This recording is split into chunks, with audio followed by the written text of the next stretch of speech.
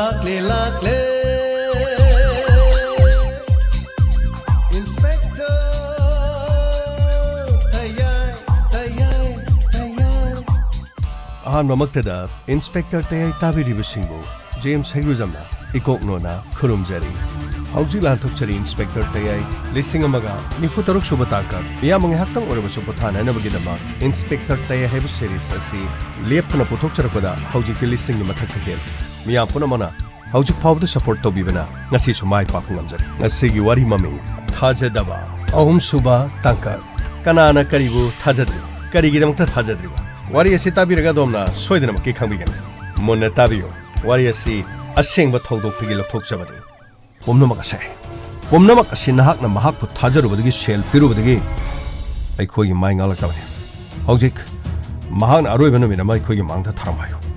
numit aduda sel pidaba taradi aphaboiru maduda sel singdaba tarba ai haribasne warogi bedi maro ai soidana makke ai sel du singnana ba yamna kan honajari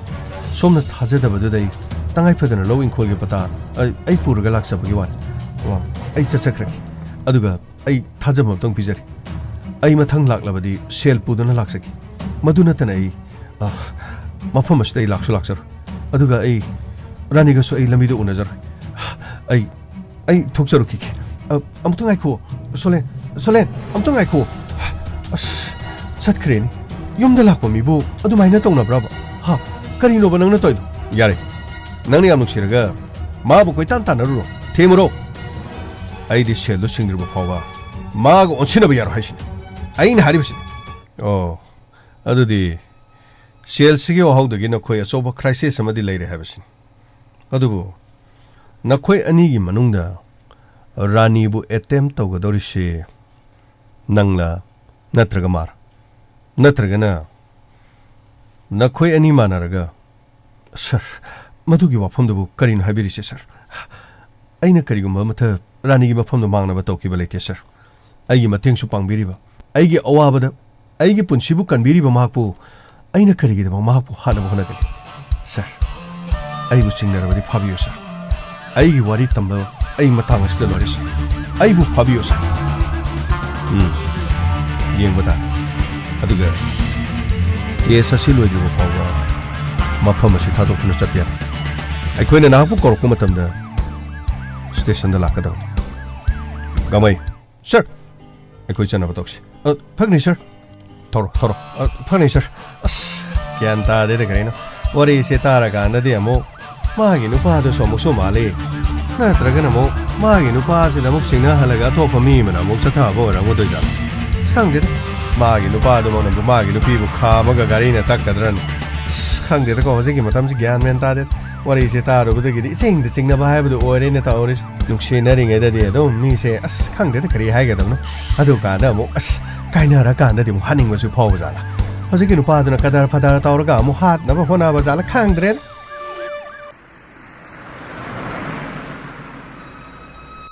na sana pisu kam do go dori bana tori ba sibo nate kari no mongon to tholi ba thodo sibo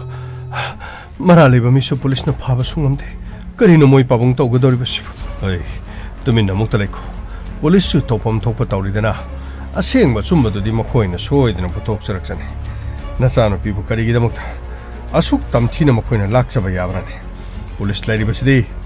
chumba soidina puthorokne ai khoki kana laitrabasu police na soidina nasano pi awaba punamak se police na soidina kolakani yingba tabadi moi pabung numiche masige de panakuire nati hauju pabo khalsu kari mat tatri kari no to godori sibo police kangudu se nanu mala ambudu diki hairurga tijali hairurga mi du phaga dore punga dore masina tana makoi gi kari gumma mata leiti sel thunga piraga makoi sibo khara kupna toroga nasano pi de tholiba magi bunchida awaba tariba mi singa su kana no phabiyo haiduna hairu sira ai madu yaba nathine police ta ke hekta phone na sel piro ba yaba nathi makoi ne sel saning na badine ai khoi be soidana korkan ai khoi dane makoi na adu ge adu changa dori ada ge adu to godori haidan hairak puse auju pawdi hairak pa leite na bijari ba makai ne ꯂꯧꯒꯦ ꯍꯥꯏꯔꯛꯂꯕꯗꯤ ꯅꯪꯒ ꯑꯩꯒꯅ ꯀꯗꯥꯏꯗꯒꯤꯅꯣ ꯂꯧꯒꯗꯧꯔꯤꯕꯁꯦ ꯍꯥ ꯑꯃꯨꯛꯇ ꯈꯜꯂꯨꯅꯤ ꯅꯪꯒ ꯑꯩꯒꯅ ꯅꯆꯥꯅꯨꯄꯤꯒꯤ ꯂꯥꯌꯦꯡꯕ ꯐꯥꯎꯕꯒꯤ ꯄꯩꯁꯥ ꯐꯥꯎꯕ ꯄꯨꯊꯣꯛꯄ ꯉꯝꯗꯦ ꯀꯔꯤꯅꯣ ꯍꯧꯖꯤꯛ ꯇꯧꯒꯗꯧꯔꯤꯁꯦ ꯑꯗꯨꯒ ꯀꯦꯁ ꯑꯁꯤꯒꯤ ꯃꯇꯥꯡꯗ ꯄꯨꯂꯤꯁꯇ ꯀꯔꯤꯅꯣꯕ ꯑꯩꯈꯣꯏꯅ ꯁꯦꯜ ꯄꯤꯒꯗꯧꯔꯤꯕꯁꯤ ꯄꯥꯕꯨꯡ ꯏꯃꯥ ꯑꯩ ꯀꯩꯗꯧꯔꯦ ꯀꯥꯟꯇꯥ ꯄꯥꯕꯨꯡ ꯊꯧꯗꯣꯛ ꯑꯁꯤꯕꯨ ꯄꯨꯂꯤꯁꯀꯤ ꯃꯥꯏꯀꯩꯗꯒꯤ ꯀꯅꯥꯅ ꯃꯥꯜꯂꯤ ꯅꯠꯇ꯭ꯔꯒ ꯀꯅꯥꯅ ꯆꯤꯡꯅꯩ ꯍꯥꯏꯕ ꯋꯥꯐꯝꯁꯤꯕꯨ ꯄꯥꯕꯨꯡ ꯍꯧꯖꯤꯛ ꯐꯥꯎꯕꯒꯤ ꯈꯪꯕ ꯉꯝꯕꯤꯔꯕ꯭ꯔꯥ ꯀꯗꯥꯏꯗꯒꯤ ꯈꯪꯒꯗꯒꯦꯅꯦ ꯅꯍꯥꯟ ꯂꯥꯛꯑꯝꯕ ꯅꯨꯃꯤꯠꯇꯨꯗꯒꯤ ꯉꯁꯤ ꯐꯥꯎꯕ ꯀꯔꯤꯃꯠꯇ ꯍꯥꯏꯗ꯭ꯔꯤ ꯑꯩꯈꯣꯏꯁꯨ ꯏꯆꯥꯁꯤꯒꯤ ꯊꯣꯛꯂꯤꯕ ꯊꯧꯗꯣꯛ ꯑꯁꯦ ꯑꯁꯦꯡꯕ ꯑꯆꯨꯝꯕ ꯑꯃꯗꯤ ꯈꯪꯖꯒꯦ ꯍꯥꯏꯗꯅ ꯀꯅꯥꯅꯣ ꯑꯃꯨꯛꯇ ꯊꯤꯕꯤꯌꯨ ꯍꯥꯏꯗꯅ ꯍꯥꯏꯔꯨꯔꯕꯅꯤ ꯑꯗꯨꯕꯨꯅꯦ ꯃꯈꯣꯏ ꯌꯥꯝꯅ ꯀꯟꯅ ꯊꯤꯔꯤ ꯃꯔꯥ ꯂꯩꯕ ꯃꯤ ꯑꯗꯨ ꯐꯥꯒꯗꯧꯔꯤ ꯄꯨꯟꯒꯗꯧꯔꯤ ꯁꯤꯅꯤꯗꯅ ꯃꯗꯨ ꯅꯠꯇꯅ ꯀꯔꯤꯕꯨ ꯂꯩꯔꯤꯒꯦ ꯌꯦꯡꯕ ꯇꯥꯔꯦ ꯑꯩꯈꯣꯏꯅ ꯀꯅꯥꯗ ꯀꯔꯤ ꯍꯥꯏꯔꯨꯅꯤ ꯑꯩꯈꯣꯏꯅ ꯈꯪꯍꯧꯕꯁꯨ ꯅꯠꯇꯦ ꯊꯣꯛꯂꯤꯕ ꯊꯧꯗꯣꯛ ꯑꯁꯤꯕꯨ ꯅꯠꯇꯦ ꯍꯥꯏꯔꯨꯔꯒ ꯄꯨꯂꯤꯁꯅ ꯀꯅꯥꯒ ꯅꯨꯡꯉꯥꯏꯅꯗꯕ ꯂꯩ ꯀꯅꯥꯒ ꯈꯠꯅ ꯆꯩꯅꯈꯤꯕ ꯂꯩ ꯍꯥꯏꯗꯅ ꯑꯗꯨꯕꯨ ꯍꯧꯖꯤꯛꯃꯛꯀꯤꯗꯤ ꯄꯣꯁꯃꯣꯔꯇꯦꯝꯒꯤ ꯔꯤꯄꯣꯔꯠ ꯑꯗꯨ ꯀꯝꯗꯧꯕꯅꯣ ꯍꯥꯏꯕꯁꯨ ꯈꯪꯗꯦ ꯄꯥꯕꯨꯡ ꯑꯩꯈꯣꯏꯒꯤ ꯃꯐꯝ ꯑꯁꯤꯗꯗꯤ ꯄꯣꯁꯃꯣꯔꯇꯦꯝꯒꯤ ꯔꯤꯄꯣꯔꯠ ꯌꯥꯝ ꯌꯥꯡꯅ ꯄꯨꯊꯣꯛꯄ ꯍꯥꯏꯕꯗꯨ ꯑꯔꯥꯏꯕ ꯑꯣꯏꯗꯦ ꯀꯔꯤꯒꯨꯝꯕ ꯀꯦꯁꯇꯨꯅ ꯑꯔꯨꯕ ꯑꯣꯏꯔꯕ ꯌꯥꯝꯅ ꯁꯦꯟꯁꯤꯇꯤꯚ ꯑꯣꯏꯕ ꯑꯣꯏꯔꯒꯗꯤ ꯇꯉꯥꯏ ꯐꯗꯅ ꯃꯄꯥꯟ ꯂꯝꯗ ꯑꯗꯨꯒ ꯆꯦꯟꯅꯥꯏꯒꯤ ꯃꯐꯝꯁꯤꯡ ꯀꯣꯜꯀꯇꯥꯗ ꯍꯥꯏꯔꯤꯕ ꯃꯐꯝꯁꯤꯡ ꯑꯁꯤꯗ ꯊꯥꯔꯒ ꯃꯗꯨꯒꯤ ꯔꯤꯄꯣꯔꯠ ꯑꯃꯈꯛ ꯂꯥꯛꯑꯀꯥꯟꯗ ꯑꯩꯈꯣꯏꯅ ꯂꯣꯏꯅ ꯂꯦꯞꯆꯕꯒꯤ ꯋꯥꯅꯤ ꯑꯃꯕꯨ ꯑꯣꯏꯔꯦ ꯑꯩꯈꯣꯏꯗꯤ ꯑꯆꯨꯝꯕꯗꯨ ꯄꯨꯊꯣꯛꯂꯒ ꯂꯣꯏꯔꯦꯗꯅ ꯏꯆꯥꯅꯨꯄꯤꯒꯤ ꯃꯐꯝꯗ ꯆꯠꯊꯔꯝꯂꯤꯕ ꯃꯤꯁꯤꯡ ꯑꯁꯦ ꯀꯅꯥꯅꯣ ꯃꯈꯣꯏꯕꯨ ꯐꯥꯕꯤ ꯄꯨꯟꯕꯤꯔꯕꯗꯤ ꯑꯩꯈꯣꯏꯒꯤꯗꯤ ꯂꯣꯏꯔꯦ ꯃꯁꯤꯗꯒꯤ ꯍꯦꯟꯅꯅꯦ ꯏꯕꯨꯡꯉꯣ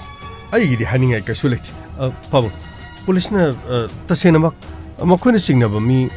ꯏꯕꯨꯡꯉꯣ ꯍꯧꯖꯤꯛ ꯐꯥꯎꯕꯒꯤꯗꯤ ꯍꯥꯏꯔꯛꯇꯦꯅꯦ ꯀꯔꯤꯃꯇ ꯄꯥꯕꯨꯡ ꯄꯨꯂꯤꯁꯅ ꯀꯔꯤ ꯍꯥꯏꯔꯛꯄꯅꯣ ꯍꯥꯏꯅ ꯑꯗꯨꯒꯤꯁꯨ ꯑꯩ ꯈꯔ ꯈꯪꯅꯤꯡꯗꯅ ꯇꯧꯕꯅꯤ ꯉꯥꯏꯈꯣꯅꯦ ꯅꯪꯒꯤ ꯅꯨꯄꯤꯅ ꯑꯩꯈꯣꯏꯗ ꯆꯠꯀꯅꯤ ꯍꯥꯏꯕꯁꯤꯕꯨ ꯅꯪꯉꯣꯟꯗ ꯍꯥꯏꯕꯗꯨꯕꯨ ꯑꯩꯉꯣꯟꯗ ꯍꯥꯏꯔꯝꯃꯤ ꯍꯥꯏꯗꯅ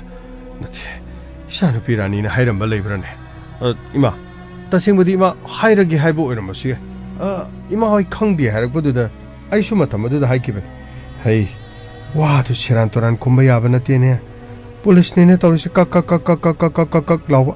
ꯑꯩꯗꯤ ꯑꯣꯟꯁꯤꯜꯂꯛꯂꯒꯅꯦ ꯑꯩꯈꯣꯏꯗ ꯀꯔꯤꯅꯣ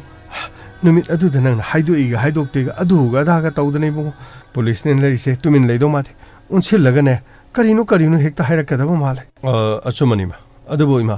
ꯅꯨꯃꯤꯠ ꯑꯗꯨꯗ ꯔꯥꯅꯤꯗꯤ ꯌꯨꯝꯗ ꯃꯍꯥꯛ ꯆꯠꯀꯅꯤ ꯍꯥꯏꯗꯅ ꯆꯠꯈꯤꯕꯁꯦ ꯃꯁꯤꯃꯗꯤ ꯑꯁꯦꯡꯕꯅꯤꯀꯣ ꯏꯃꯥ ꯑꯩꯕꯨ ꯊꯥꯖꯗꯕꯤꯗꯕꯗꯤ ꯇꯧꯕꯤꯒꯅꯨ ꯏꯃꯥ ꯑꯩ ꯊꯥꯖꯩꯅꯦ ꯑꯩꯈꯣꯏ ꯂꯣꯏꯅ ꯊꯥꯖꯩꯅꯦ ꯀꯔꯤꯒꯤ ꯊꯥꯖꯔꯣꯏꯗꯧꯔꯤꯕꯅꯣꯅꯦ ꯑꯗꯨꯕꯨ ꯃꯥꯅ ꯆꯠꯂꯒ ꯃꯥꯅ ꯀꯔꯤꯒꯤꯅꯣ ꯑꯩꯈꯣꯏꯗ ꯍꯥꯏꯔꯛꯇ꯭ꯔꯤꯁꯤꯕꯣ ꯏꯃꯥ ꯆꯥ ꯍꯥꯞꯄꯝꯃꯨ ꯑꯩꯈꯣꯏ ꯂꯥꯛꯀꯗꯧꯔꯤ ꯄꯥꯕꯨꯡ ꯑꯩ ꯂꯥꯛꯀꯗꯧꯔꯤ ꯌꯦꯟ ꯑꯁꯦꯝꯕ ꯂꯩꯔꯝꯃꯨ ꯅꯠꯇ꯭ꯔꯒ ꯉꯥꯅꯨ ꯌꯦꯟ ꯂꯩꯔꯤꯁꯤ ꯐꯥꯔꯒ ꯊꯣꯡꯉꯝꯃꯨ ꯃꯥꯗꯤ ꯍꯥꯏꯕ ꯌꯥꯗ꯭ꯔꯣ ꯑꯗꯨꯕꯨ ꯃꯥꯅ ꯌꯨꯝꯗ ꯂꯥꯛꯀꯅꯤ ꯍꯥꯏꯕ ꯋꯥꯁꯤꯕꯨ ꯍꯥꯏꯗ꯭ꯔꯒ ꯅꯠꯇꯦ ꯄꯨꯂꯤꯁꯅ ꯅꯪꯒꯤ ꯅꯅꯥꯛꯇ ꯂꯣꯏꯅ ꯏꯟꯚꯦꯁꯇꯤꯒꯦꯁꯟ ꯇꯧꯕ ꯃꯇꯝꯗ ꯅꯪꯉꯣꯟꯗ ꯀꯌꯥꯝ ꯆꯤꯡꯅꯔꯝꯒꯅꯤ ꯅꯪꯉꯣꯟꯗ ꯀꯌꯥꯝ ꯆꯤꯡꯅꯔꯝꯒꯅꯤ ꯏꯃꯥ ꯃꯗꯨ ꯄꯨꯝꯅꯃꯛꯇꯨ ꯍꯥꯏꯗꯅ ꯀꯔꯤ ꯀꯥꯟꯅꯔꯣꯏ ꯑꯁꯦꯡꯕꯅꯤ ꯄꯨꯂꯤꯁꯀꯤꯗꯤ ꯆꯤꯡꯅꯕ ꯍꯥꯏꯕꯁꯤꯗꯤ ꯃꯈꯣꯏꯒꯤ ꯃꯊꯧꯅꯤ ꯉꯥꯏꯈꯣ ꯅꯨꯄꯥ ꯃꯆꯥ ꯍꯧꯖꯤꯛꯄꯨ ꯂꯩꯔꯤꯕꯁꯤꯕꯨ ꯔꯥꯅꯤꯒꯤ ꯐꯤꯕꯝꯁꯤꯕꯨ ꯗꯣꯛꯇꯔ ꯔꯥꯎꯟ ꯂꯥꯛꯄ ꯃꯇꯝꯗ ꯀꯔꯤ ꯍꯥꯏꯔꯝꯃꯒꯦꯅꯦ ꯄꯥꯕꯨꯡ ꯍꯤꯗꯥꯛ ꯒꯨꯂꯤ ꯆꯥꯕꯒꯤ ꯇꯉꯥꯏꯐꯗꯕ ꯂꯩꯔꯤ ꯍꯧꯖꯤꯛꯇꯤ ꯀꯔꯤ ꯍꯥꯏꯒꯗꯕꯅꯣ ꯈꯪꯗꯦ ꯁꯦꯜ ꯊꯨꯝꯁꯨ ꯌꯥꯝꯅ ꯆꯤꯟꯁꯤꯜꯂꯛꯄ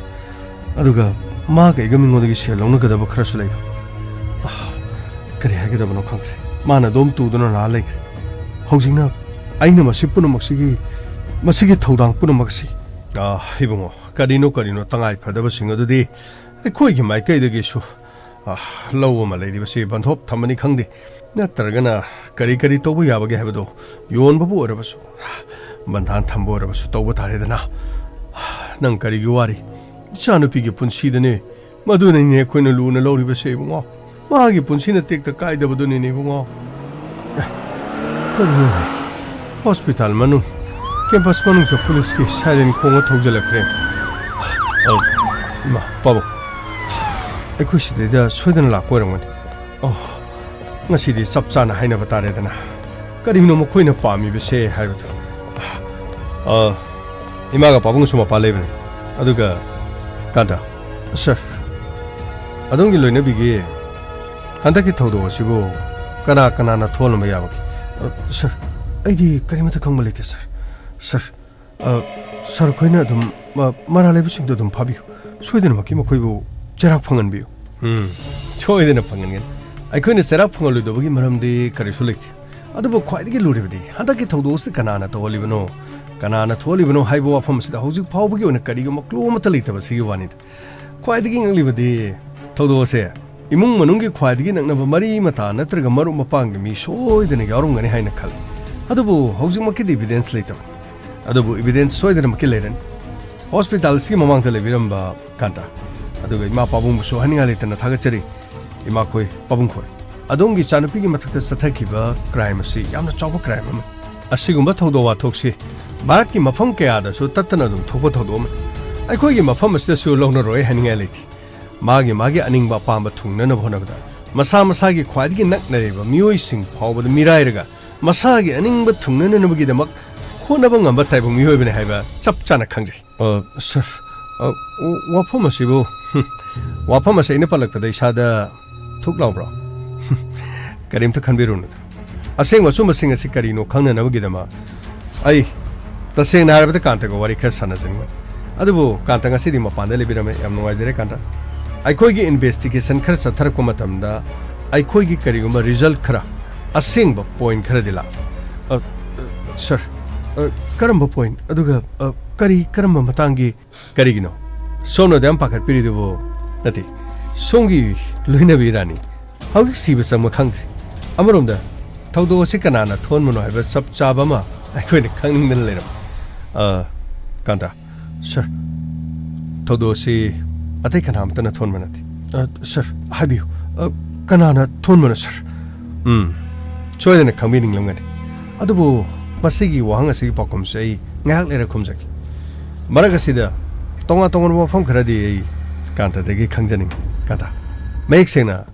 ꯌꯥꯝ ꯃꯔꯤꯛ ꯆꯨꯝꯅ ꯇꯝꯕꯤꯔꯛꯀꯅꯤ ꯍꯥꯏꯅ ꯑꯩꯅ ꯌꯥꯝꯅ ꯊꯥꯖꯅ ꯀꯥꯟꯇꯒꯤ ꯃꯐꯝꯗꯁꯨ ꯊꯝꯖꯔꯤ ꯁꯔ ꯋꯥꯐꯝ ꯑꯁꯤ ꯑꯩꯗꯤ ꯈꯤꯇꯪ ꯆꯪꯉꯛꯅꯕ ꯐꯥꯎꯖꯔꯦ ꯁꯔ ꯋꯥꯔꯤꯁꯤ ꯄꯣꯏꯟꯗ ꯀꯣꯛ ꯂꯥꯛꯄꯤꯔꯒꯗꯤ ꯄꯣꯏꯟꯗ ꯁꯣꯏꯗꯅ ꯂꯥꯛꯀꯅꯤ ꯄꯣꯏꯟ ꯂꯥꯛꯑꯝꯗꯥꯏꯒꯤ ꯃꯇꯥꯡꯗꯨꯅꯤ ꯌꯥꯝ ꯂꯨꯔꯤꯁꯤ ꯄꯣꯏꯟꯁꯤ ꯂꯥꯛꯅꯅꯕ ꯍꯣꯠꯅꯕꯗ ꯊꯥꯖꯗꯕ ꯊꯧꯗꯣꯛ ꯋꯥꯊꯣꯛ ꯀꯌꯥ ꯃꯔꯨꯝ ꯃꯊꯪꯅꯤ ꯊꯣꯛꯂꯛꯀꯗꯧꯔꯤꯕꯁꯤ ꯁꯔ ꯋꯥꯐꯝꯁꯤꯡ ꯑꯗꯨ ꯑꯗꯨꯝ ꯍꯥꯏꯕꯤꯌꯨ ꯍꯧꯖꯤꯛ ꯐꯥꯎꯕꯒꯤ ꯁꯔꯅ ꯏꯟꯚꯦꯁꯇꯤꯒꯦꯁꯟ ꯇꯧꯕꯗ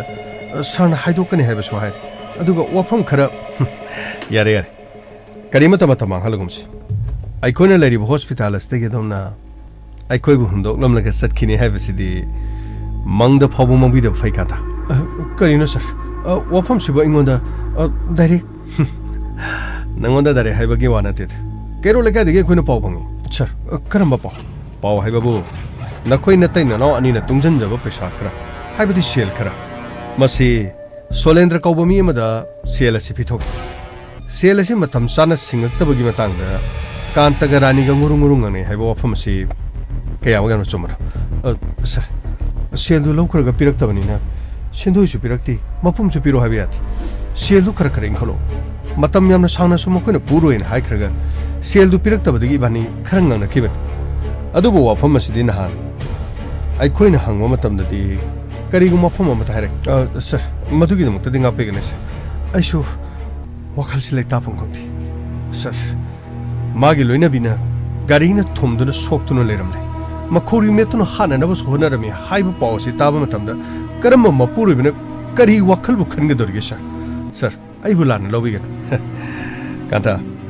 ꯀꯩꯔꯣꯜ ꯂꯩꯀꯥꯏꯗꯒꯤ ꯄꯥꯎ ꯐꯪꯏ ꯑꯃꯨꯛꯀꯁꯨ ꯍꯥꯏꯒꯦ ꯑꯗꯨꯒ ꯑꯗꯣꯝꯒ ꯔꯥꯅꯤꯒ ꯃꯔꯤ ꯁꯨꯡꯄꯠ ꯄꯠꯊꯤ ꯁꯔ ꯃꯗꯨ ꯑꯔꯥꯟꯕ ꯄꯥꯎꯅꯤ ꯀꯅꯥꯅ ꯍꯥꯏꯖꯤꯟꯕꯤꯔꯤꯅꯣ ꯁꯔ ꯑꯩꯒꯤ ꯂꯣꯏꯅꯕꯤꯒ ꯑꯩꯒ ꯃꯔꯤ ꯌꯥꯝꯅ ꯐꯩ ꯁꯔ ꯀꯔꯤꯒꯨꯝꯕ ꯅꯨꯡꯉꯥꯏꯅꯗꯕ ꯀꯔꯤꯒꯨꯝꯕ ꯂꯩꯇꯦ ꯍꯣꯏ ꯏꯃꯨꯡ ꯑꯃꯗ ꯂꯩꯃꯤꯟꯅꯔꯕꯅꯤꯅ ꯁꯦꯜ ꯊꯨꯝꯒꯤ ꯑꯋꯥꯠ ꯑꯄꯥ ꯂꯩꯕ ꯃꯇꯝꯗ ꯈꯖꯤꯛ ꯊꯪꯗꯣꯛꯈꯤꯕ ꯄꯩꯁꯥꯁꯤꯡ ꯑꯗꯨ ꯁꯤꯡꯂꯛꯂꯕꯗꯤ ꯍꯥꯏꯗꯨꯅ ꯉꯥꯡꯅꯕ ꯍꯥꯏꯅꯕ ꯈꯛꯇꯅꯤ ꯁꯔ ꯃꯗꯨ ꯅꯠꯇꯅ ꯀꯔꯤꯒꯨꯝꯕ ꯑꯃꯠꯇ ꯂꯩꯇꯦ ꯃꯤꯁꯇꯔ ꯀꯥꯟꯇ ꯑꯁꯦꯡꯕ ꯑꯆꯨꯝꯕꯁꯤꯡ ꯁꯠ ꯍꯥꯏꯗꯣꯛꯄꯅ ꯈ꯭ꯋꯥꯏꯗꯒꯤ ꯍꯦꯟꯅ ꯐꯒꯅꯤ ꯃꯁꯤꯅ ꯑꯩꯈꯣꯏꯅ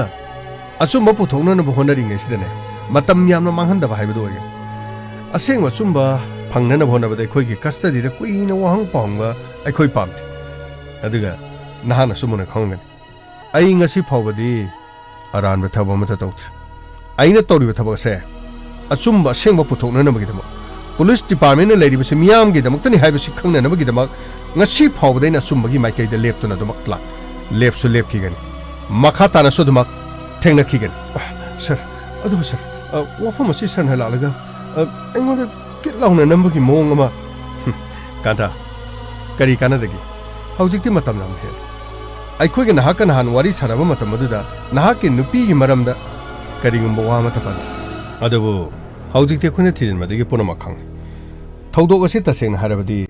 ꯅꯈꯣꯏꯗꯒꯤ ꯁꯣꯂꯦꯟꯗ꯭ꯔꯣꯅ ꯄꯩꯁꯥ ꯂꯧꯈꯤ ꯁꯣꯂꯦꯟꯗ꯭ꯔꯣꯅ ꯄꯩꯁꯥ ꯑꯁꯤ ꯁꯤꯡꯂꯛꯈꯤ ꯃꯁꯤꯅ ꯃꯔꯝ ꯑꯣꯏꯗꯨꯅ ꯅꯥꯇꯩ ꯅꯅꯥꯎ ꯑꯅꯤ ꯌꯥꯝꯅ ꯉꯥꯡꯅꯩ ꯃꯗꯨꯗꯒꯤ ꯅꯈꯣꯏꯅꯤ ꯈꯨꯠ ꯊꯣꯡꯅꯔꯛꯄꯅꯤ ꯍꯥꯏꯅ ꯑꯩꯈꯣꯏꯅ ꯊꯤꯖꯤꯟꯕꯗꯗꯤ ꯃꯁꯤꯗꯒꯤ ꯍꯦꯟꯅ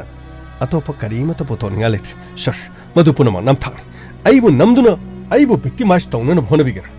ꯑꯩꯅ ꯃꯐꯝ ꯑꯁꯤꯗ ꯂꯩꯖꯔꯤꯕꯁꯦ ꯑꯩꯒꯤ ꯂꯣꯏꯅꯕꯤ ꯑꯩꯒꯤ ꯅꯨꯄꯤ ꯅꯥꯕꯒꯤ ꯁꯣꯛꯄꯒꯤꯗꯃꯛ ꯃꯐꯝ ꯑꯁꯤꯗ ꯂꯩꯔꯤꯕꯅꯤ ꯑꯗꯨꯕꯨ ꯑꯩꯒꯤ ꯊꯃꯣꯏꯕꯨ ꯐꯥꯊꯕꯤꯒꯗ꯭ꯔꯥ ꯑꯩꯕꯨ ꯊꯦꯝꯕꯤꯒꯗ꯭ꯔꯥ ꯍꯥꯏꯔꯒ ꯑꯩꯉꯣꯟꯗ ꯑꯣꯟꯁꯤꯟꯗꯨꯅ ꯆꯤꯛꯄꯁꯤꯕꯨ ꯁꯔ ꯃꯁꯤꯕꯨ ꯀꯔꯝꯕ ꯃꯐꯝꯗ ꯀꯔꯝꯅ ꯆꯠꯅꯕꯒꯦ ꯁꯤꯕꯨ ꯁꯔ ꯑꯗꯨꯗꯤ ꯍꯥꯏꯔꯣꯗꯅ ꯆꯠꯅꯕ ꯆꯠꯅꯗꯕꯒꯤ ꯋꯥꯐꯝꯗꯨꯗꯤ ꯇꯣꯉꯥꯟꯅ ꯊꯝꯃꯀꯥꯟꯗ ꯍꯥꯏꯔꯣꯅꯦ ꯑꯁꯦꯡꯕꯁꯤꯡ ꯑꯗꯨ ꯑꯩꯈꯣꯏꯅ ꯅꯉꯣꯟꯗ ꯋꯥꯍꯪ ꯄꯥꯎꯍꯪꯕꯒꯤ ꯃꯗꯨꯒꯤ ꯃꯇꯝꯗꯨ ꯀꯔꯤ ꯂꯧꯅꯤꯡꯉꯥꯏ ꯂꯩꯔꯤꯒꯦꯕ ꯃꯊꯪ ꯑꯆꯨꯝ ꯑꯁꯦꯡꯕꯗꯨ ꯄꯨꯊꯣꯔꯒ ꯅꯪ ꯅꯌꯥ ꯀꯨꯝꯗꯅ ꯇꯣꯛꯀꯅꯤ ꯍꯧꯖꯤꯛꯇꯤ ꯑꯩꯈꯣꯏꯅ ꯊꯤꯕ ꯌꯥꯕ ꯊꯤꯕ ꯂꯣꯏꯔꯒ ꯀꯦꯁ ꯑꯁꯤꯒꯤꯗꯃꯛ ꯀꯅꯥꯕꯨ ꯐꯒꯠꯂꯒ ꯀꯅꯥꯕꯨ ꯋꯥꯍꯪ ꯄꯥꯎꯍꯪꯂꯒ ꯑꯆꯨꯝꯕ ꯑꯁꯦꯡꯕ ꯊꯣꯛꯀꯅꯤ ꯍꯥꯏꯕꯗꯨ ꯑꯩꯈꯣꯏ ꯃꯨꯟꯅ ꯈꯪꯂꯒ ꯂꯥꯛꯈ꯭ꯔꯕꯅꯤ ꯑꯩꯈꯣꯏꯕꯨ ꯃꯇꯝ ꯃꯥꯡꯍꯟꯒꯅꯨ ꯑꯗꯨꯒ ꯑꯔꯣꯏꯕꯗꯁꯨ ꯍꯥꯏꯔꯤ ꯀꯥꯟꯗ ꯅꯍꯥꯛꯅ ꯁꯥꯟꯅꯔꯤꯕ ꯅꯪꯒꯤ ꯂꯤꯂꯥ ꯃꯇꯥꯡ ꯑꯁꯤꯗ ꯂꯣꯏꯔꯦ ꯁꯤꯗꯒꯤ ꯅꯪꯅ ꯁꯦꯝꯗꯣꯛ ꯁꯥꯗꯣꯛꯂꯒ ꯑꯃꯨꯛ ꯍꯟꯅ ꯑꯩꯈꯣꯏꯗ ꯅꯝꯊꯥꯛ ꯇꯧꯅꯅꯕ ꯑꯃꯗꯤ ꯑꯩꯈꯣꯏꯕꯨ ꯂꯩꯗꯨꯅ ꯄꯨꯅꯅꯕꯒꯤꯗꯃꯛ ꯅꯪꯅ ꯍꯣꯠꯅꯒꯦ ꯍꯥꯏꯕꯁꯨ ꯈꯟꯒꯅꯨ ꯁꯔ ꯃꯗꯨ ꯄꯨꯝꯅꯃꯛꯇꯣ ꯑꯩꯕꯨ ꯅꯝꯗꯨꯅ ꯑꯩꯕꯨ ꯑꯔꯥꯟꯕ ꯇꯥꯍꯟꯅꯅꯕꯒꯤ ꯌꯥꯔꯦ ꯇꯨꯃꯤꯟ ꯂꯩꯌꯨ ꯅꯨꯡꯁꯤꯕ ꯍꯥꯏꯕꯁꯦ ꯑꯃꯨꯛ ꯈꯛꯇꯅꯤ ꯅꯪꯅ ꯅꯨꯡꯁꯤꯕ ꯉꯝꯗꯕ ꯅꯪꯒꯤ ꯂꯣꯏꯅꯕꯤꯗ ꯅꯪꯅ ꯅꯈꯨꯠ ꯊꯥꯕ ꯅꯪꯅ ꯅꯝꯕꯔ ꯀꯌꯥ ꯁꯦꯞ ꯇꯧꯗꯨꯅ ꯁꯤꯗ ꯌꯦꯡꯉꯨ ꯁꯤꯗꯩꯗ ꯁꯣꯂꯦꯟ नंबर क्या नो सिलेक्शन शेप तो सोलेन 1 सोलेन 2 सोलेन 3 करेगी दमक्तन सोलेन 1 सोलेन 2 सोलेन 3 है ना शेप तो रिबसी करी मरंगिनो सर मधुदी आइने खंगथि मधुगी मतंगदुदी सोलेंद्रोना खंगदबन सोलेंद्रोना खंगदबन अदुबु सोलेंद्रोदि हारिबा नंबर सिंगसे मत पाइथि अदुबु सोलेंद्रोगी मिंगदा मियोय अमा खंगना सिम कया मरुम सेप तोनकी नंबर सिंह असिना अमुक हना कॉल तौरगो वारी सानकिबदि लेथि अदुबु नंबर सिंह पारिबा नंबर सिंह असिगी तोंगा तोंगा एसएमएस थरगलगा सोलेन सादन मंगोंदा मेसेज थाकी सर मधुदी कना सोलेन सारिबना करिगी सर अदु क्या नंबर सिंह पारिबसिना अइगी लोइनबिना माक मपुरेबगी धर्म ngaktaduna माकी अनिंग अपाम खरगिदमक ममित उब अरंग अरा खरगिदमक अइमु नमथाक तौदना तोबेले ओकांदा ताबा याबो वारी हाइबा मने ताबा यादबो हाइबा मने नंगना लीरिबा नंगना हारिबो वफमसिंग अदु अइखोइगी नाकोंग तागदबा नाथि ओइदा हापलेदना येलोमदा फाउदोखि येतल तारेदना ओइदा फाउदोखिबा नंगना फनेयाम हाइरबा अइखोइना तागदबा लेथि मुना ताउ अरेमदा सै चारगा तोकनि असेंग बचुम करिनो हाइबदो मुना ताउ असुक यामलबा नंबर सिंग असे कनाना पाइ सर आई असेंगन इन हाइजरिबस नंबर आइगिदि आइना पारिबा नंबर सिदगी हेनबा अतोपा करिमता लेथि नचिंदु थीगनुनि करिसु कानादबो वानि अइखोइना हाइबसिदा नसाना नरान को ग्यारो लो नति सर नति करि नति हाइ आइमोद खुद थाबिगन आइ खुद थागन नति करि करिनुनि गांजा नोइबो खुद थानादरदि यादरबराने इबुंगो खुद थागन अमुतो गाइखो इमा अमतादो इमा गाइखोने करिसु तावरनि हायो कनाना तोबन हायो थौदोक असि कनाना थोले हॉस्पिटल असिदा आई नंगी नचक खुद थानिंगदबनि अदुबु खुद थारक्तब यादबो मिया मांगदा पुलिस पर्सनल नमना मिचम ममबु फुबा यादे हाइबा आई चपथाना खंग अदु नंगुम क्रिमिनल नरा नसाना नकोकता कोकथोंग फारे खंग नंग अमा फुबदा आइना याद्रबसु आई थबक तलबसु आइबु थबक थदलबसु सस्पेंड तरबसु मधुगिदमक इंस्पेक्टर तेना अकीबा करिसु लेते नंगुमसिदे हातोक्खिबदा अइखोइदे करिसु अकाइबा लेते हालुरो नंग हालुरो सर सरना अइबु लाना लबिरे सर आई करिगुमा मत अदुगुमा थब अमदा इ तौखिबा लेते आई करिगुमा मत लौखिबा लेते हाइबु वफमदु तोने नंगना पाइरंबा से यों से सिगी सेसियों नंबर क्या नो नंबर 3 निपा नंगना लौरिबा सिमसिंग असे नंगी नमिंगदा मत लौखि ब्लैक आक्तनी नंगना अदुबु सिदा सीजन नरिबा सिमसिंग असे सोलेन गे नंबर दा अमत याउथि Solen gi mahang na pari ba phone adugi IMEI number ai koi loiner mak cyber gi matung ina loin thirab kari gum ta sinaba leiti adubu Mr. Kanta nang na pari ba phone hauji kaya nasada gamai check to phang ni sir kadai no ne as purkau di yaw badi ko phutho dana kari no purkau du dam human dana mo kari no purkau du horam gane so khang de kari no khang de yok sang gi angang na kari no purkau du hum ga sel la hon ba gi type ta krai no ne ko phutho ro ne sir as sidama lai re ne maning da ma ga ye pere kadai no ne piro ne sir sigi phone tume lai kyo ne hojik sarna phobu do aduna trailer horen kari no ekhoi na film ta ga da lai ri bani ne kari no ne as nang su mathong sa de sai ta oi banga ma sa suna ta sir sida phone ani le re sir santos pani sir hojik nangi phone sigi ai me yamna yang na khoi code number khara da namaga ai me dum poto be aduga khoi na phangi bisi sia de yori ba ai me number ore na sa nang na sim silabasu phone de sin manati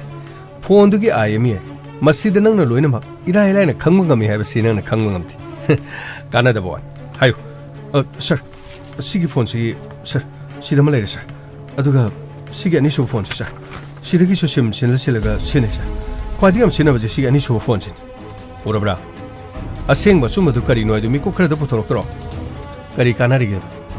nang na samang na nang gi nu pi da solen sargam message thai aduga nang gi nu pi na solen oirba ning dana solen 1 solen 2 solen 3 hayo nang gi nu pi da nang na message thajali ba maram kari gi no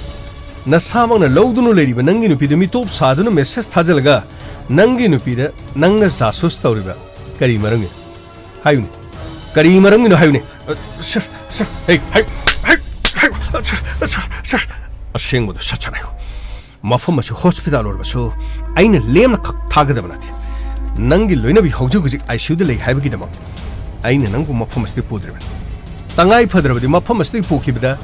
nangi no pinami kap tholo po wakhan tarak matamda magi mamang da nang lep tabana subai maramdi thaudo se nang dai ta puna mang nang na loga da bane kari no ni bungo khoi ngasai makhai no khoi ne ngang na ri bo wa se ta gi haina ta bani nati na khoi na sumi mang to mang nai da na khut tha da na honare nati thaudo ko sibu mara le ba mi pha bangam da na nati kari gi no ni na khoi na kan tha da tai na ri basu babung wafam asi babung khoi na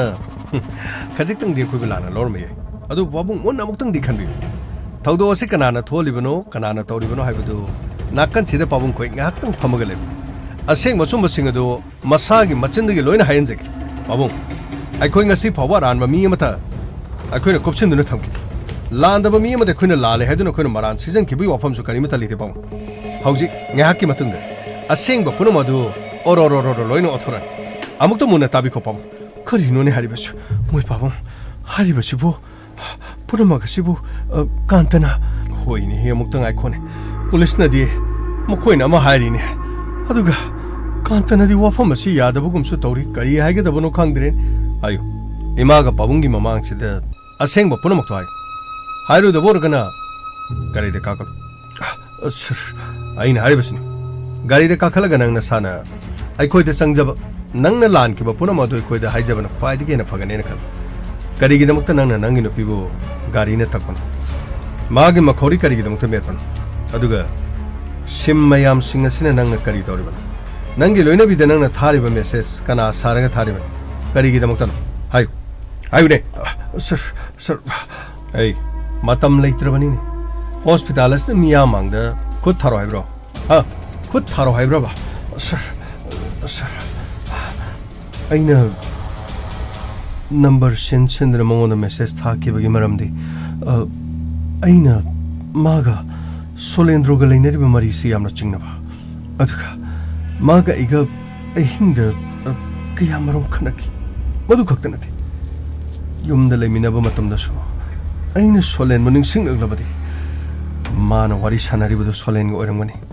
kana gumo wari sanara bu solen go orangani haduna aina do makhanduna leki masidagi aina seng machum makhangna na bagi ta tonga tonga sim sing lawraga aina mangoda message thaki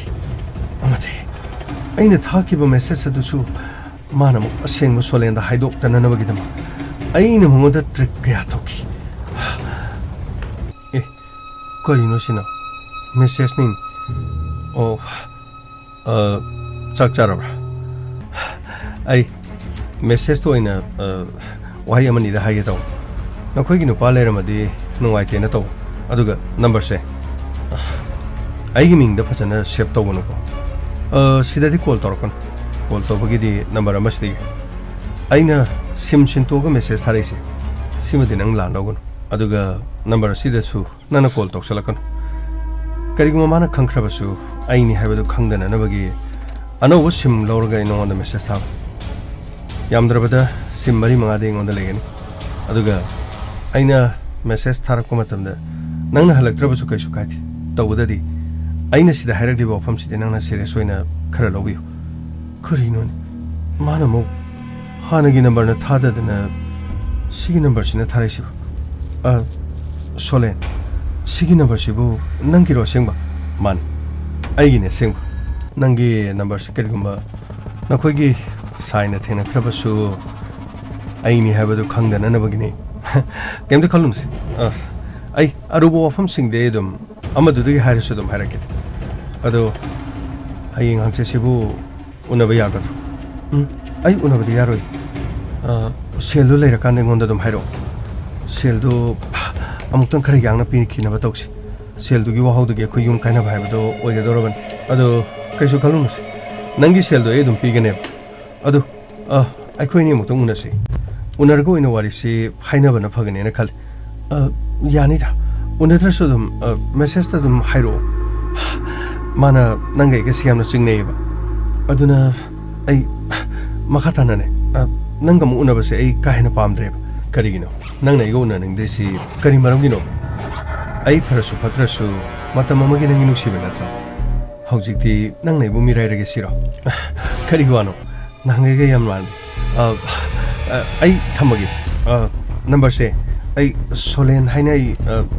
save torage ko sigakta nathi sim hongong dana ai soidena makai nongona message tharakin matam adu dana solen 1 2 3 4 5 6 7 karimta kai karigino number senchen message tharakadoribo aina haribasi nanga iga pau phonaribasi nangi na porobena chingnadana bani aduga masi punamak nangna ngakane khali adugi di karim sukhaluno nangna sendo leba kanda engondo sendo leire na dum hairoba unabagi wadu di tokhise mana ibu yamna chingnaribani ai mikup amata ni atopa mo wari sana basiyati ai nanga wari sana ribani haduna mana khali masina maramorga imung manungda mahi amna langabani topong khangda bhaibadu oiraban ai bulana logon taseng harabadi selado yari mama kai khare yangna singna nabagam to honabi ai seldugi wahodugi yum kaibra ai ga kainabra natragana karino mati soiduna thon aduragana kainagi haraga kainaroda nangna bu halabadi nangi damukta ile is matam mamadadi aina aigi damukta lepiyo haiba yadraga haujina kai dawdoriba ai bulana logono ai madumadi ai khaknamo adum haigano rani nungsibadi matam punamakta lengdaban thamoina nungsigi bhaibasibu nungsidaba mu yabran nangai ga thungna dabugi wan aina nangu nungsibadi karimata hanba laiti asengban yare ai thamagi sedu lerakanda adum hairo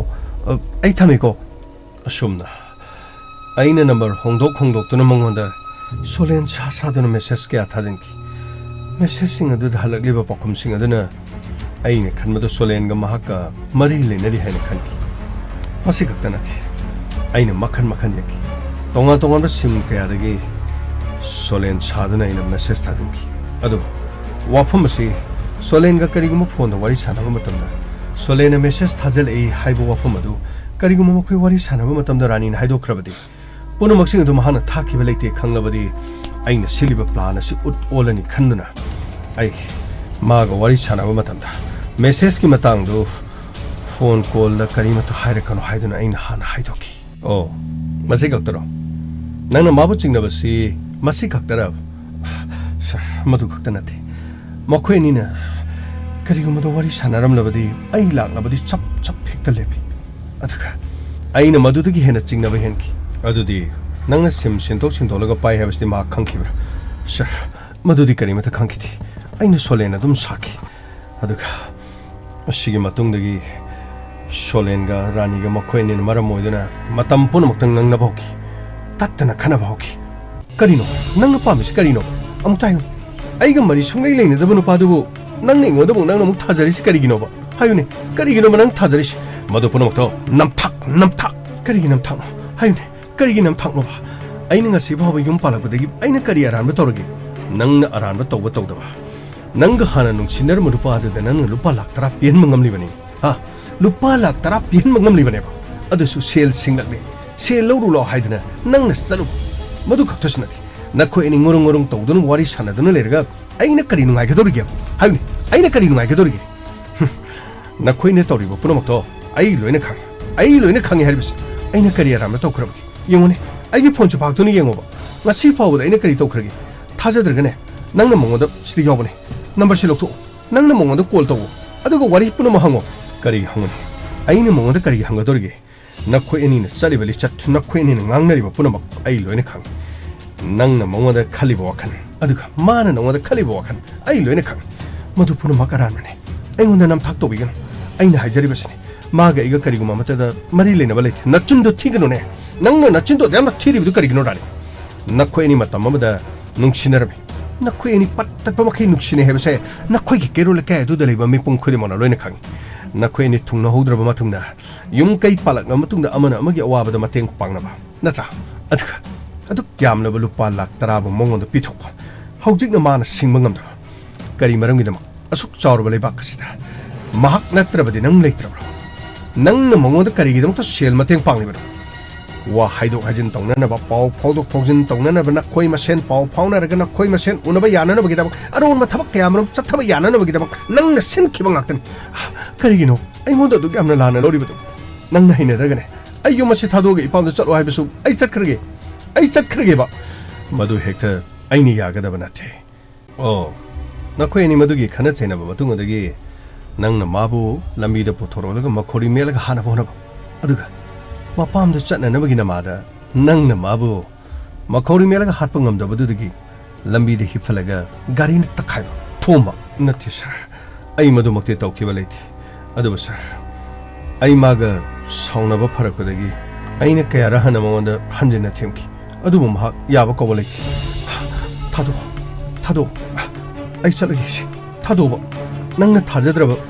Nanga, you must say in a little Karibu Canary, Amutahan. Karibu Canary gave Yaris, Okra de Loin Okra. Masi Matunga Kwe Wakaltana Galoris. I nervous. Me, Mamma, guys. Yum the song to no name. No. Yum Sansilo. No. I Mangi, you must say, I'm on a later. I Kungul Pogotaro. Madu Yari. Low. Low. I Tado. Notice. Lambi should ain't a Quitantana, the Yo. Gam sang you lies. Steggy Monsala. No. Sasilo, Yum the Sasilo. I said, I get over Gisatino. Nanga Tazadam from the I get over the river. Yaris. Cielo. Yamni Yana sing on Hidas. Aduga. Makadi Maga Mona, Lina Maga Sukarigum Hiramamta, Marilena Bear, Carino Hidubo. I ain't a Maga Marilena Rubrabo. On time. Marilena Ribrabo. Nanga Mrs. Halidudi. Kari Mrs. Haliba.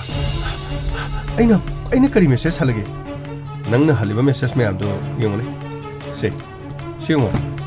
She put the origin young. She the career Kavi York. On time. She the career Kavi York.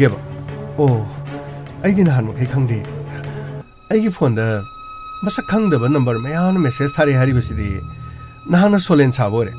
Oh, I get them said Kangan of Gidam. Parin, I never to the Halakiba Mrs. to the I know Solen, the Kari Marilena of Yalapayam Tion. Kari a Soviogam Tion, a Soviogam.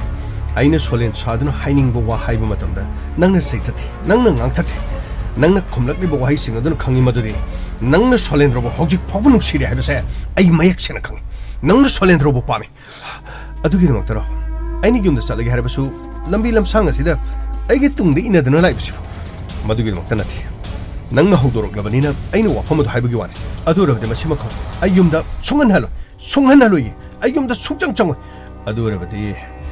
Aibulana Lauren. Nang yum the Sang Sia Drabanina, Keduba, ha, Kedudino, Nangedo. Tado, Naxam Megala, Tado. I in the hop. I give my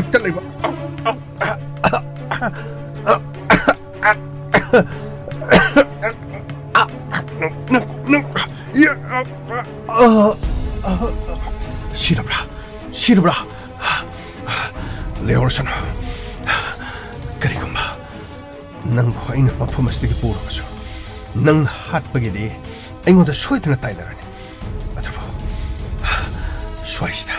람비 마반시다 탐하게 아cat 옹가리 식는 맞다 딱두나 낭보 핫크라바죠 아이나 까리 슈벨라로 남 탁도고 아이고도 미남바 아이고 능 시베샤바 타이나도 기나 코이 눅시나도 나라가 아이고도 미남바 아이고도 나 코이나 미남바 간다 와리디 스와이드 로렌 셔 머시푸는 막 아이기 펌도 많은 미남박이다 먹다니 많은 미남이 하이드나보 낭기 누피도 막 거리 메카르가 소록 마타이도 혼도마 아두가 람비다 cat 옹가리 시네 낭기 누피도 가리나 톰 anyway 아생 맞춤어도디 로이나 막 마탕 칸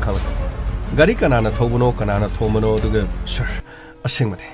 아이는 마부 막 거리 메라가 아이디 시리 하이든 혼도라마데 셔 가리나 토모도데 가리 마타 칸발레테 셔 아이 마두데 서로 헤나 찍나바 로이나 막 앵고나 인베스티게이션 도비 가리 팅나라바 아두가 아이는 가리나 토미 하이비기 코덤 방나바데 셔 마두다 피비닝 바단디 아이고다 피비후 마두기 체라카도 이네 피가옥 사나 럭자게 나사나 나사기 나란자라 마퉁다 hꯧ직 각다 하이락디보 와퍼마시 녹닝바 파워 야라바디 낭나 로신드나 탐게시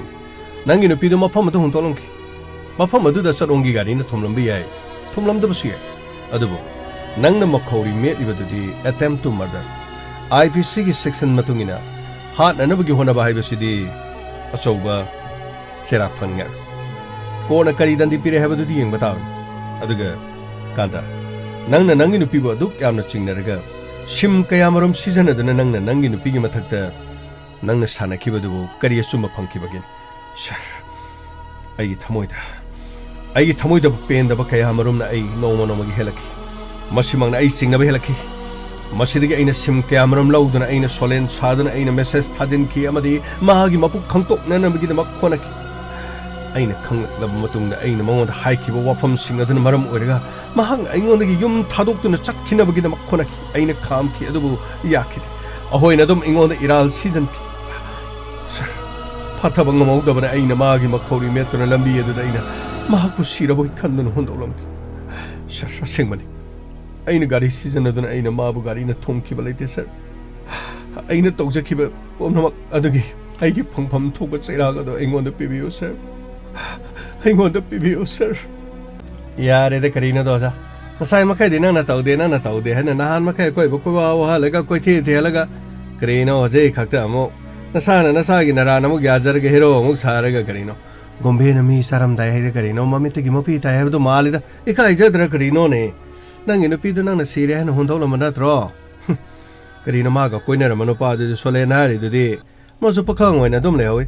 aduga karino khoi di mana karino puna maximana tawbani khalobani ne aduga di karino as phuge sege tawda soro chingna tawrobani ne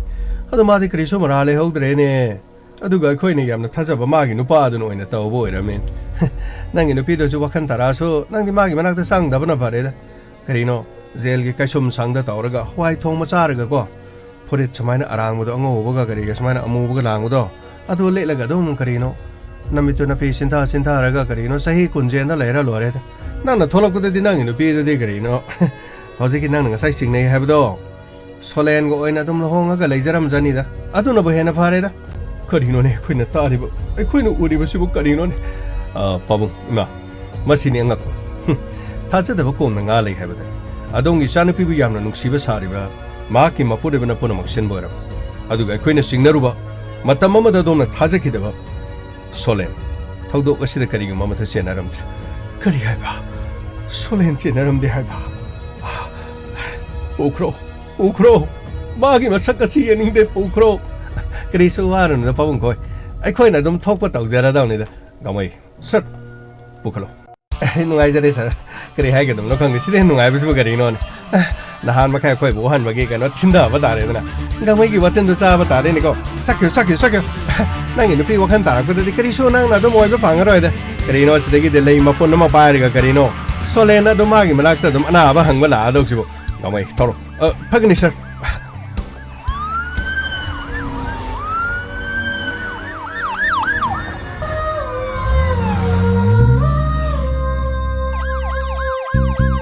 Lakle Inspector Tayai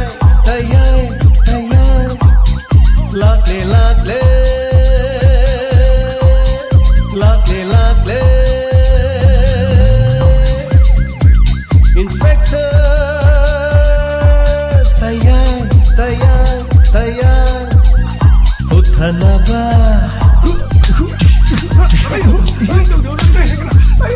Kanbinaba. Thank you, sir. Welcome. Uthanaba. Kanbinaba. Inspector. Tayai. Lakle. Inspector. Tayai. ꯑꯩꯒꯤ ꯍꯛꯆꯥꯡꯒꯤ ꯀꯌꯥꯠ ꯈꯨꯗꯤꯡ ꯅꯪꯒꯤ ꯅꯨꯡꯁꯤꯕ ꯄꯛꯇꯨꯅ ꯂꯩꯔꯦ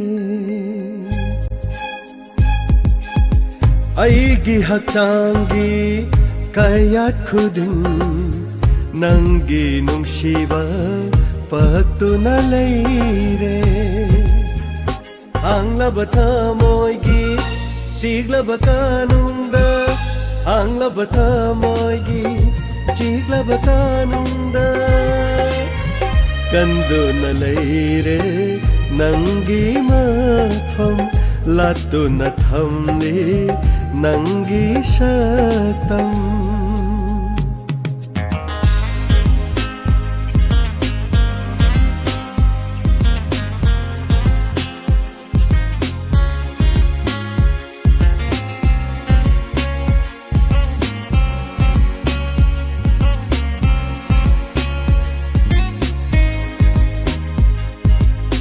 Korogi mangana shoktibi Ayuk ki liklagum tarubi nangse Oire saidangpam Thawai gi tungnafam Korogi mangana shoktibi Ayuk ki liklagum tarubi nangse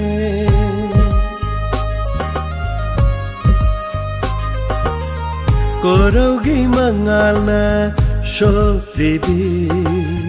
Ayoki liklagum Tarubi nangse Oire saidang pam Thawagi tumna pam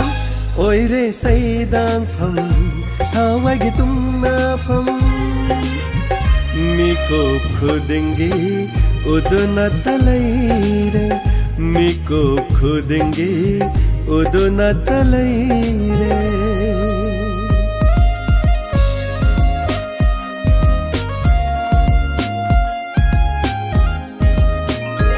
Hanglaba malam atiyada Lawbuk lamhang Layjil nangha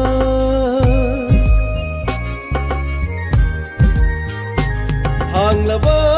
malam atiyada Lawbuk lamhang Layjil nangha Umna makon khare Nangi satamna Pumna makon khare Nangi shatamna Yenglo khudingi Nang tabu pure Lato na thamli Nangi shatam Aigi hakchangi Kayat khuding Nangi nungshiba Pagtuna leire Nangi nungshiba Pagtuna leire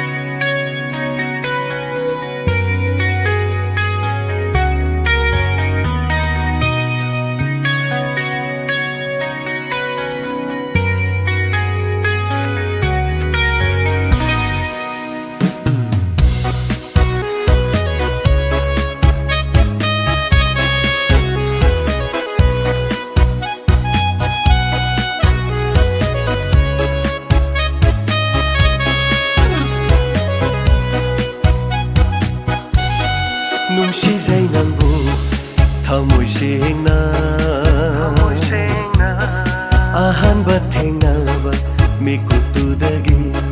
ꯉꯥꯎꯔꯨꯔꯦ ꯍꯥꯏꯔꯣ ꯅꯨꯡꯁꯤ ꯑꯃꯨꯛꯀ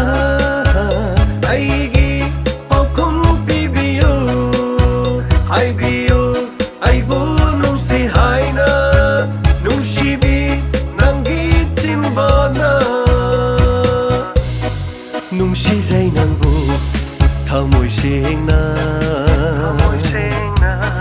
ꯑꯍꯥꯟꯕ ꯊꯦꯡꯅꯕ ꯃꯤꯀꯨꯞꯇꯨꯗꯒꯤ ꯉꯥꯎꯔꯨꯔꯦ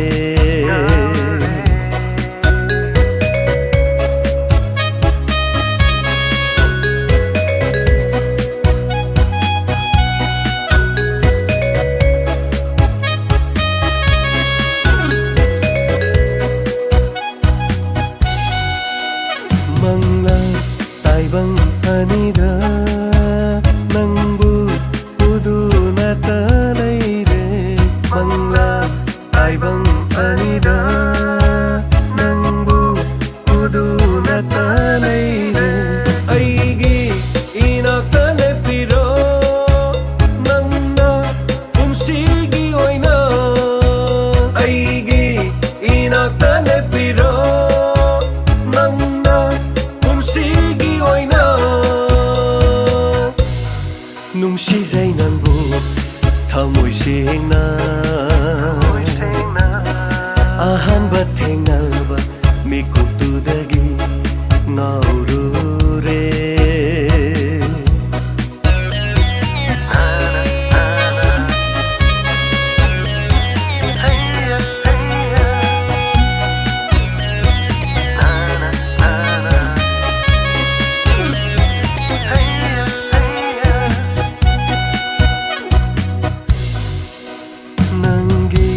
nungsiba minokta ngaure aidi pungaw ngaure nanggi nungsiba wahaida sumhat pireibu oizage nangse aitagi nangbu unsigi oina oizage nangse aitagi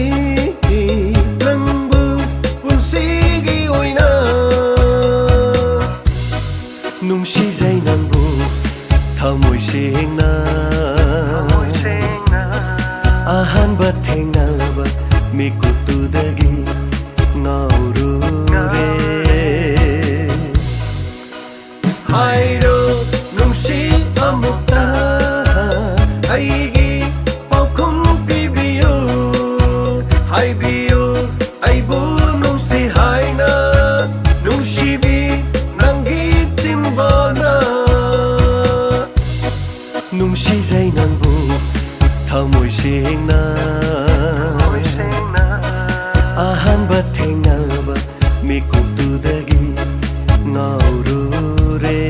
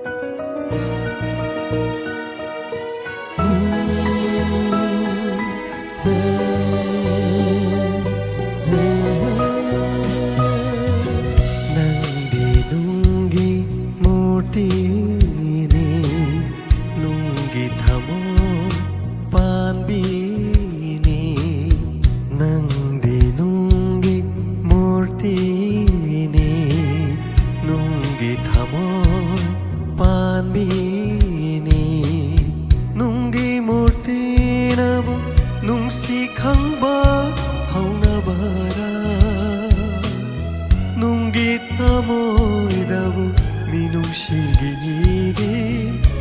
yaurang gatara nangdi nunggi murtini nunggi thamon panbini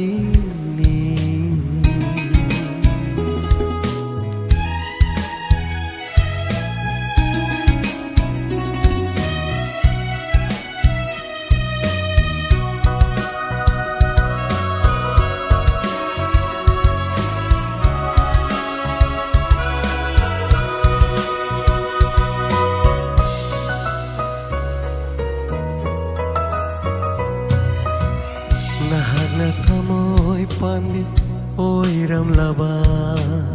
minungsi kang biyama oiram laba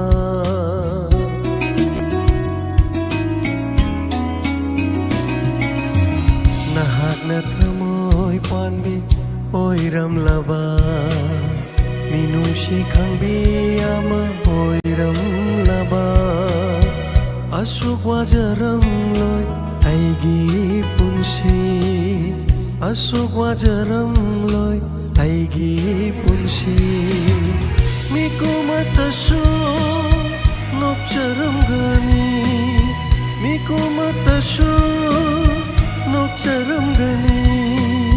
nungsi baidamat wajaram loy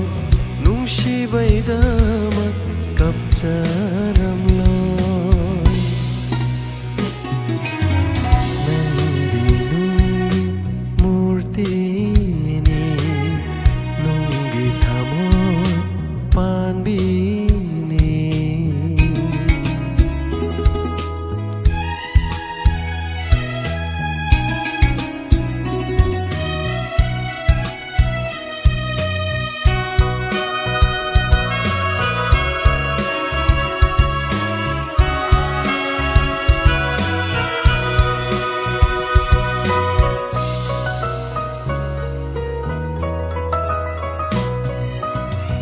Aduklo na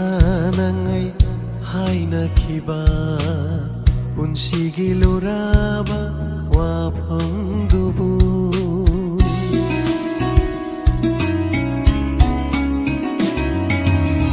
Aduklo na nangay hay nakiba unsigi loraba wapang dubu Hana na takat sering sige lantuk seriba inspector tayai hanjan batang kak tavi di busing. Mian na pipili po feedback ama di comment tentang na pasage.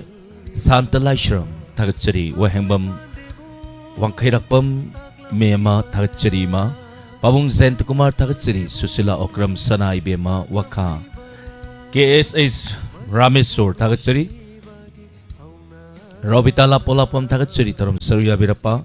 Memsa Sanggol Sem takat seri domsa Lantuk seri bataram masjid Saruya Birapa Imabi mula konsum tagat seri taram Saruya Birapa Thank you Messi Soibam tagat seri taram Saruya Birapa Manitom BSM tagat seri miyo isaniga humputara taruk taram masjid Saruya Dun Lebiba tagat seri pabung Zent Kumar Wari Sitar ga puning loksing yam na wayale na takpirei tagat seri pabung buhana na Madam Susila Okram tagat seri Facebook Live television basing Aribam Radha Pyari Indubala Devi Haubizam Priya Tagat Sari Taram Saruya Birapa Lantuk Sariba Tabung Mai Tangjam Zone Tagat Sari Taram Saruya Birapa Sana Tomba Sorai Sangbam Thank you Taram Saruya Birapa Samje Sabam Ahingbi Tagat Sari Lantuk Sariba Taram Musigi Makatarak pada live phone in program Mayam Saruya Biu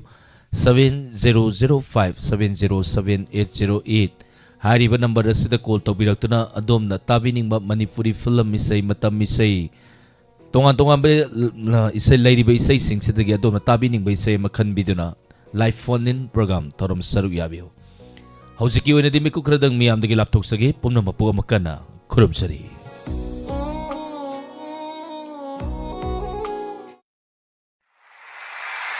Wahong Radio Wahong Radio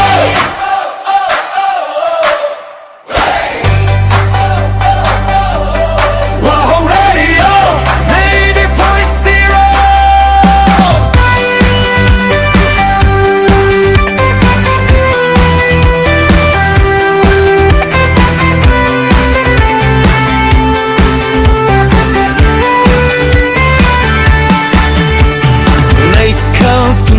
shatlaare Kaangluk kaya punlaare Etin pammore punnama